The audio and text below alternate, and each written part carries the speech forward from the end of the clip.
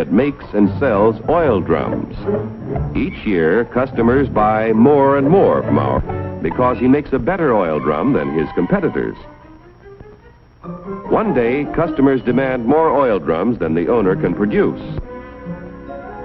He figures it will take about $3 million to do the job.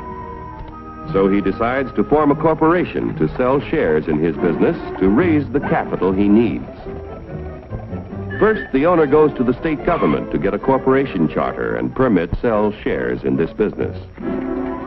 Next, our friend goes to an investment banker and shows him the record of the oil drum manufacturing company's past performance and plans for expansion. The investment banker decides to help our friend sell shares in the corporation to raise the $3 million. However, before any shares in the corporation can be sold, certain information must be filed with the Securities and Exchange Commission in Washington. The investment banker and the owner must swear that the information they file contains nothing but the truth. Registration with the SEC does not imply that the government approves the stock issue as a good investment, but only assures the public the material statements about the stock issue are false. Punishment will be according to the law. After SEC registration is effective, the investment banker pays the owner $3 million in exchange for a certain number of shares in the Oil Drum Manufacturing Corporation. The investment banker sells shares of the common stock to people at a price of $3 million investment and shows a profit for his services in selling the stock. Money received from the sale of shares in the business builds a new and better plant, which produces more and better oil drums.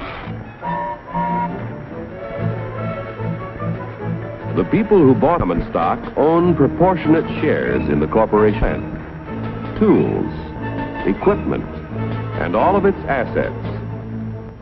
Common stockholders elect the directors of the corporation. Directors represent the stock and are responsible for the way the business is run. Directors determine the amount of dividends, if any, to be paid out of earnings to the stockholders. Naturally, when stockholders invest in a business, they hope to receive dividends to help pay for necessities of life.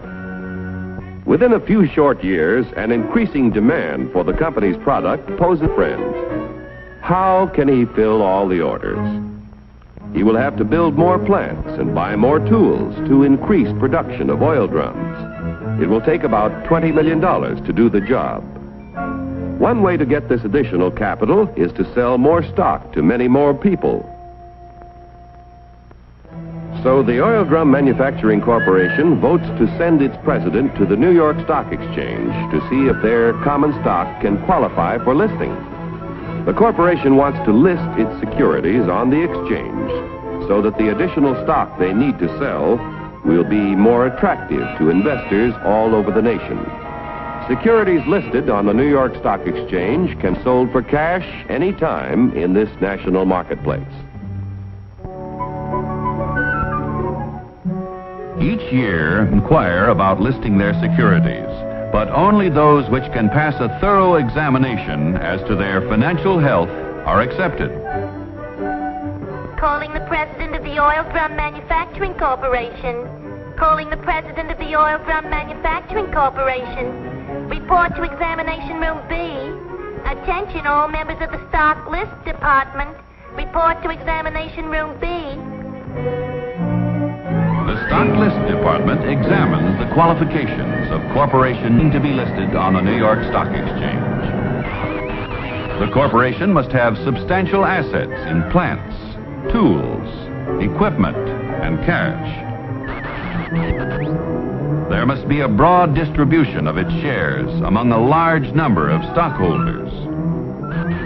The corporation must show successful management and sales records and annual net earnings at the time of listing of at least $1 million.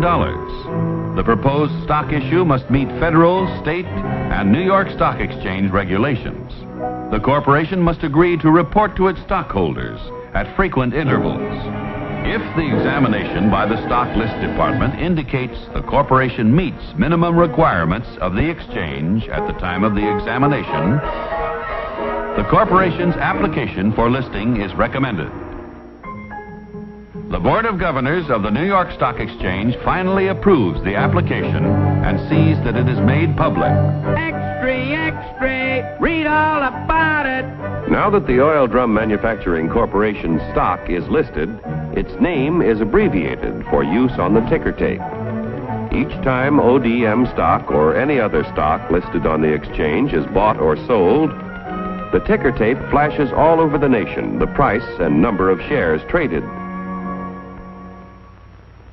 A buyer in Colorado wants to purchase some ODM stock. The buyer's broker in Colorado sees that the last ODM transaction was at $10 a share. The buyer could buy from 1 to 99 shares, which would be known as an odd lot. But a Colorado friend decides to invest in 100 shares, known as a round lot. The Colorado broker wires the order to his New York office. The buy order is telephoned to the floor of the New York Stock Exchange. It is given to the firm's floor partner, who becomes the representative of the buyer in Colorado. The floor partner goes to the post where ODM stock is traded. The representative of the buyer in Colorado bids $10 a share for 100 shares. But at the moment, there is no stock offered for sale at this price.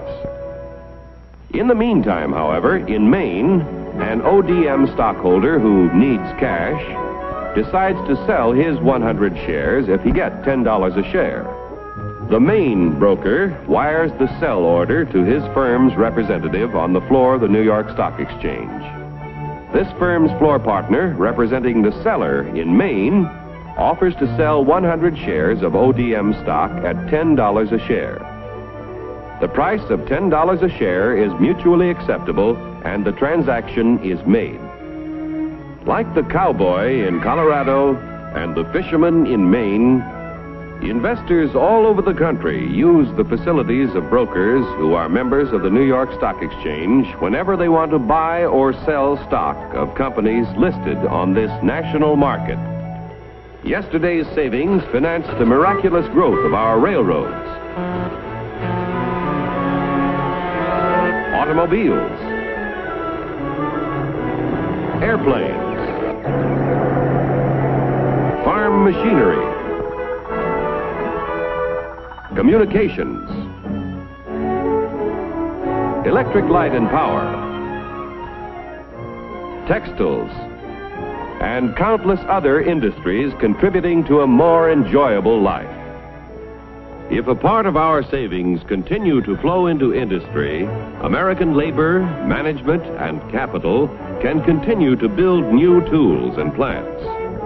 Industrial expansion creates jobs for hundreds of thousands of young people who must find employment each year. A growing capacity to produce things which make life better in peacetime can be our greatest protection in time of war.